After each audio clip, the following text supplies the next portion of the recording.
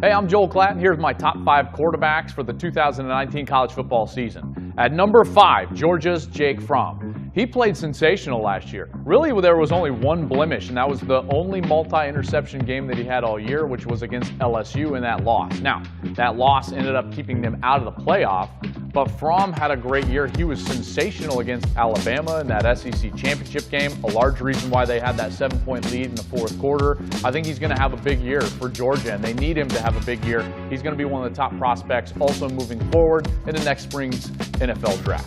At number 4 is going to be Sam Ehlinger at Texas.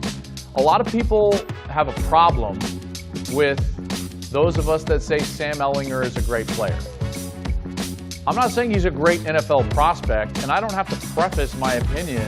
I don't have to apologize for putting Sam Ehlinger as one of my best players in the country, because he is.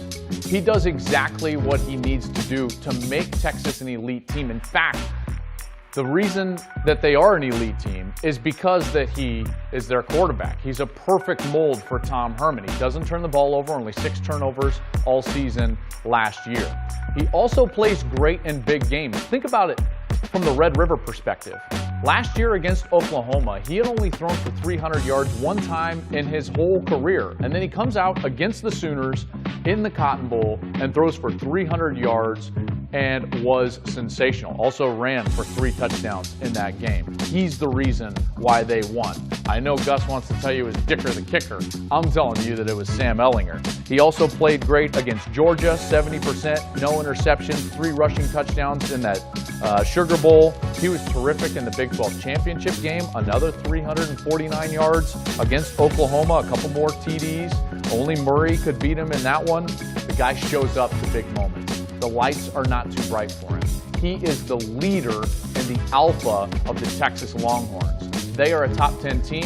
They're a team that could potentially compete for a playoff spot, and in large reason because of my number 4 quarterback, Sam Ehlinger. At number 3, I'm going to go with Justin Herbert. If you were to ask me who the best NFL prospect is this year, I would probably say Justin Herbert. But there is a little bit of a concern for me. Last year, he regressed in both efficiency and completion percentage. I need him to take a step forward in that manner. He's got all the talent in the world. He's a big frame, strong arm quarterback, can throw it through a brick wall. But this is a guy that needs to play better in big moments. If Ehlinger is the alpha that plays great when the lights are bright, I need that from a guy like Justin Herbert. If Oregon is going to have the season that some predict they can have, it's going to be because Justin Herbert, behind one of the best offensive lines in the country, plays his best football of his career. He cannot regress statistically this year in order to be one of the best prospects going into next spring's NFL draft. So that's something to watch for Justin Herbert, but for now, he's number 3 on my list. Number 2 is going to be Tua Tagovailoa.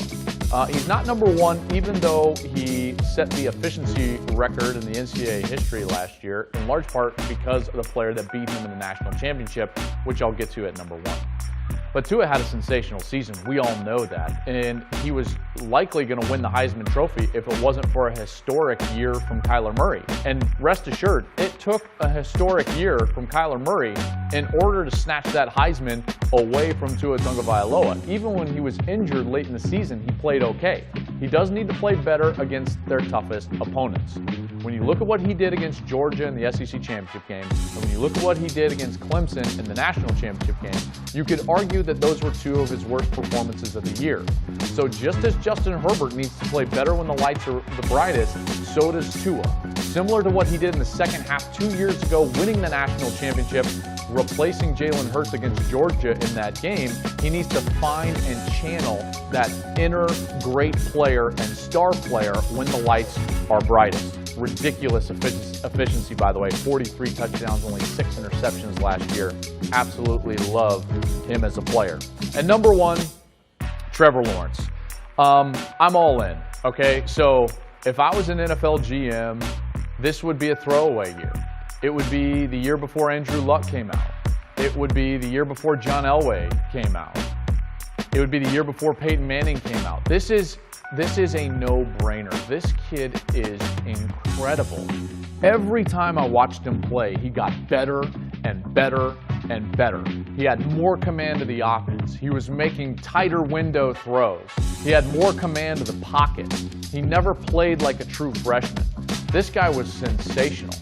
Texas A&M played Clemson as close as anybody did all year long, along with Syracuse, and that was early in the season when they were still trying to figure out their quarterback situation. Once they went with Trevor Lawrence and stuck with him, they became world beaters. The trajectory was off the charts. Look at what this guy did in the college football playoff against Notre Dame and against Alabama. 66%, 674 yards through the air, 6 touchdowns, no interceptions, as a true freshman. That's insane. Trevor Lawrence is the best quarterback in college football.